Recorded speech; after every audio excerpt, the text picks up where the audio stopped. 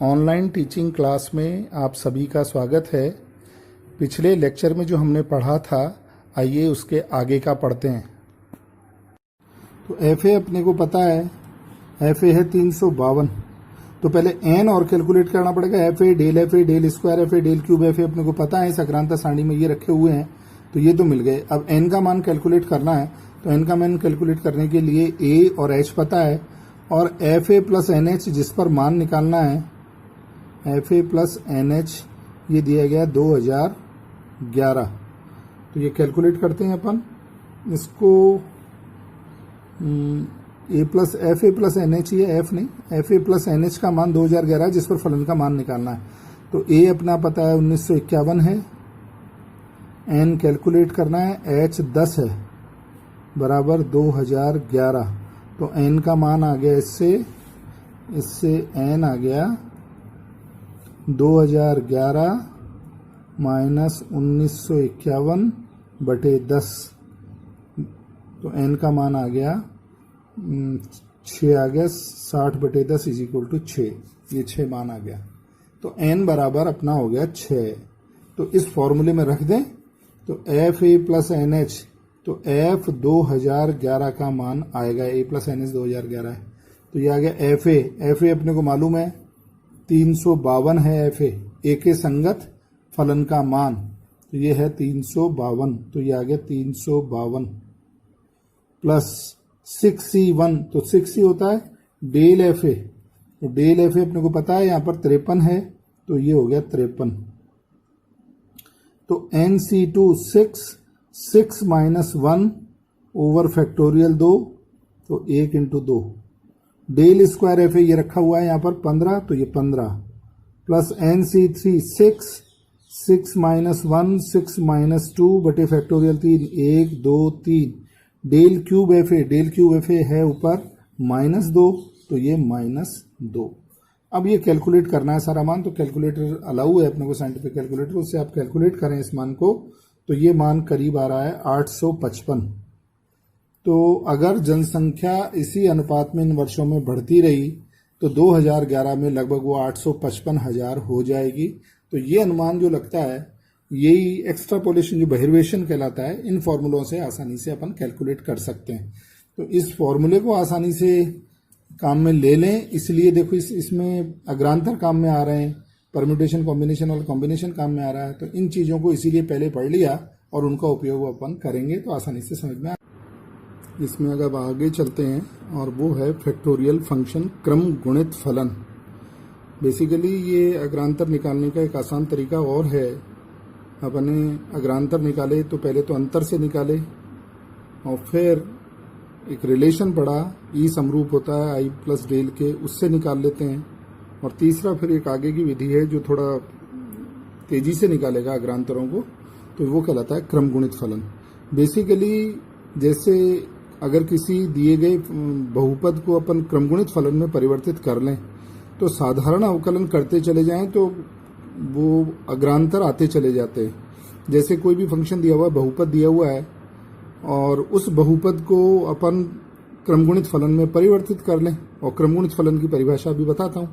तो फिर जो क्रमगुणित फलन के रूप में बहुपद बनेगा, उसका पहला अवकलन पहला अग्रांतर का मान होगा, दूसरा अवकलन साधारण अवकलन जो अपन करते रहते हैं उसका दूसरा अग्रांतर होगा, तीसरा अवकलन उस क्रमगुणित बहुपद का करेंगे तो तीसरा अग्रांतर आ जाएगा। तो ये शॉर्टकट है, अग्रांतर निकालने का एक तरीका है। तो अब क्रमगुणित फलन की परिभाषा है कि प्रथम पद x तथा इसके अचर अंतर अगर h हैं, तो n-1 पदों का गुणनफल ले लें, x, x-1, x-2, x-n-1, इन पदों का गुणनफल ले लें। तो ये कहलाता है फैक्टोरियल फंक्शन x की पावर n ब्रैकेट में लिखा जाता है इसमें।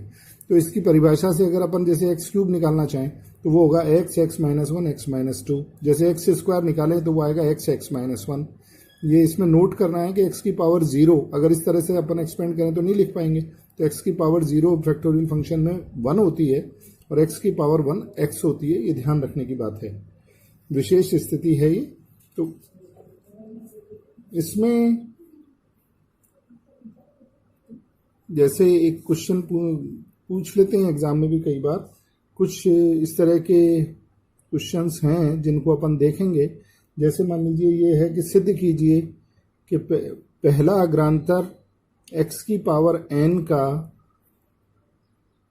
या nवां अग्रांतर लें, पहला दूसरा करके nवां निकालें तो ये मान आएगा factorial n h raise to the power n।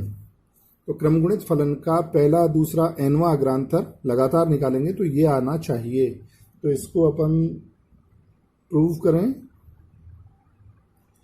तो अगर अपन पहला अग्रांतर x की पावर n का निकालें तो वो होगा, अगर h अंतराल है तो ये होगा x प्लस h की पावर n, आगे वाले मान में से स्वयं को घटा दो तो ये आ गया पहला अग्रांतर। आगे वाला मान x की जगह x प्लस h लिखने पर तो ये आ गया। क्रमगुणित फलन को खोल रहे हैं अब अपन, तो इसमें x प्लस h की पावर n है तो x प्लस h से ही शुरू होगा, फिर एक कम होगा, फिर तो x plus h minus h कर दो, चाहे x plus h minus h, फिर x plus h minus 2h, ये आगे चलते चलते आएगा x plus h minus n minus 1h तक।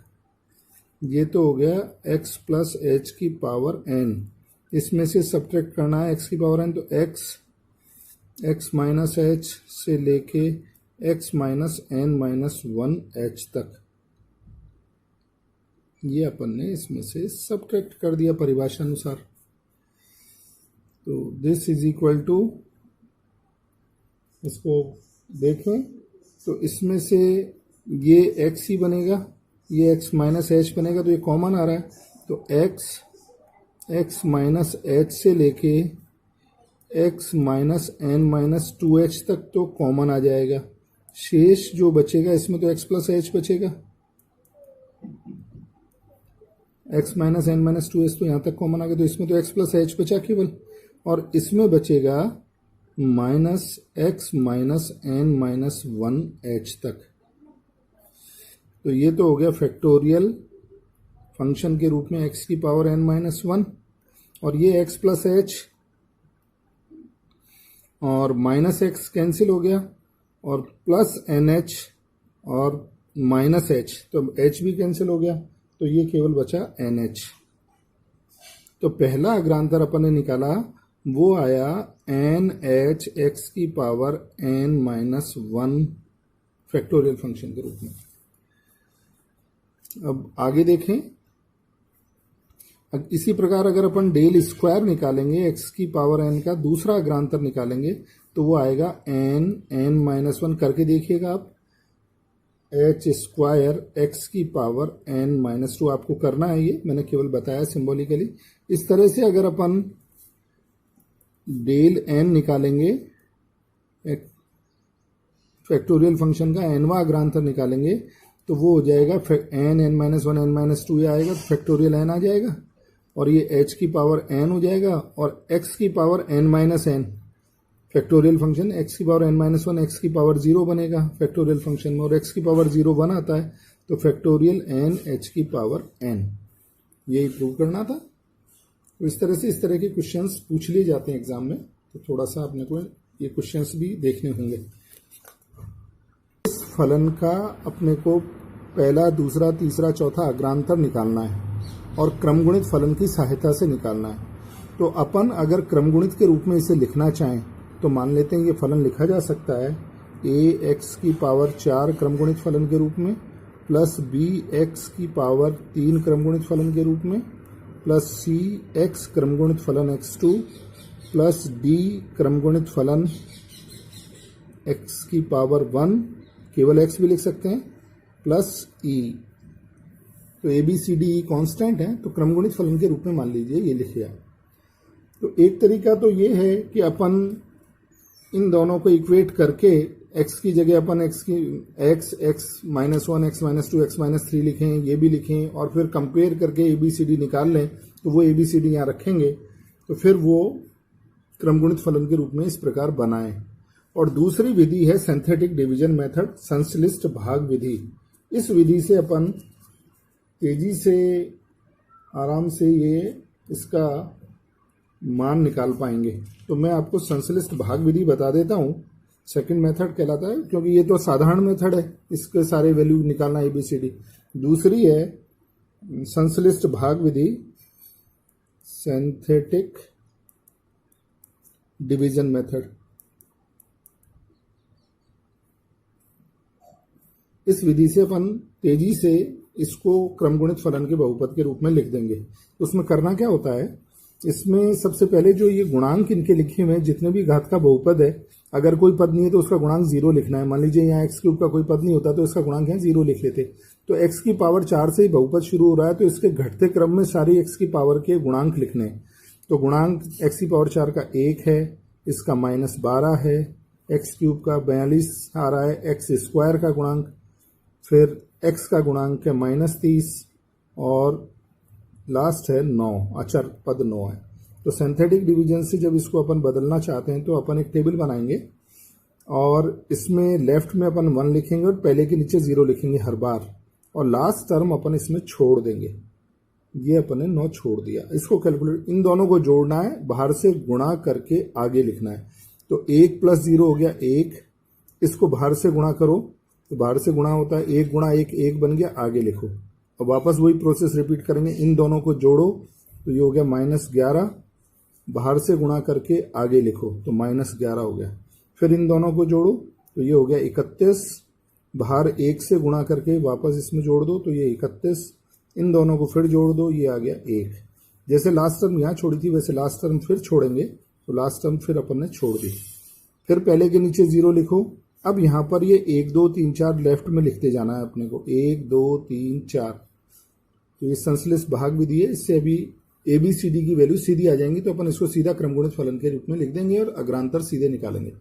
वापस वही प्रोसेस रिपीट करें, 1 + 0 1, बाहर से गुणा करके आगे लिखो, इन दोनों को जोड़ो तो -9 बन गया, 9 दूनी 18 विद -9, तो ये 18 यहाँ आ गया।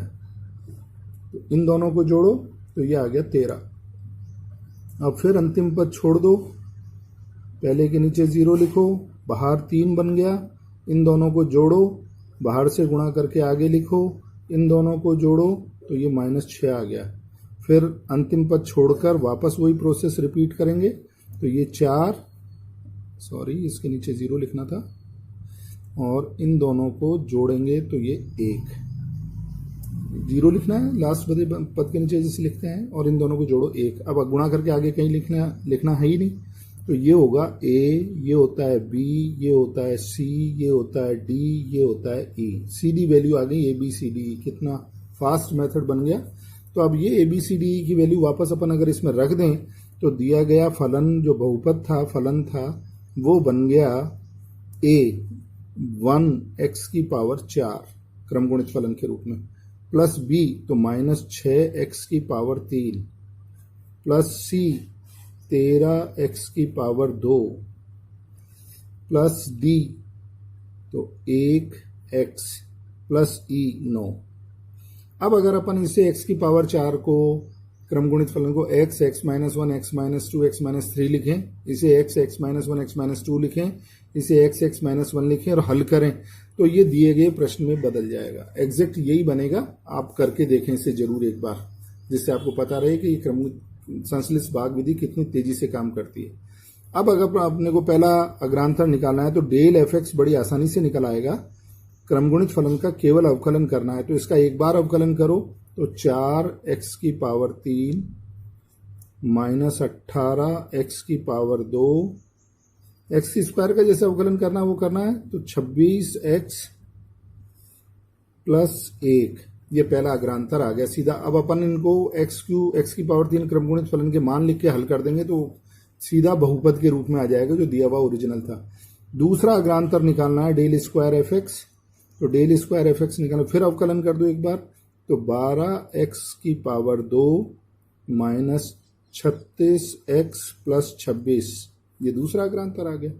तीसरा अग्रांतर निकालना चाहते हैं तो सीधा अग्रांतर आ रहे हैं, देखिए अवकलन करने पर, तो ये हो गया 24x माइनस 36। पांचवा अग्रांतर देखें, चौथा अग्रांतर देखें तो चौथा अग्रांतर बन गया 24, और पांचवा और आगे के सारे अग्रांतर 0। अवकलन कर रहे हैं तो 0। तो वैसे भी आपको पहले पढ़ा था अपन ने फंडामेंटल थ्योरम में कि अगर बहुपद कोई 4 घात का है तो इसका चौथा अंतर अचर अग्रांतर अचर और 5वां अंतर शून्य होगा, तो वो आ गया ना, चौथा अग्रांतर अचर और 5वां और आगे के अग्रांतर सारे शून्य होंगे। तो जैसे अवकलन में होता है वैसे ही अग्रांतर में भी होता है कि अगर इसका अवकलन देखते अपन इसका, तो 4 घात के बहुपद का चौथा अवकलन अचर आता है, तो अग्रांतर भी चौथा अचर ही आता है। तो दिए गए बहुपद को क्रम गुणित में बदलने का सबसे अच्छा तरीका और फास्ट है, और फिर सारे अग्रांतर तेजी से कैलकुलेट हो जाते हैं।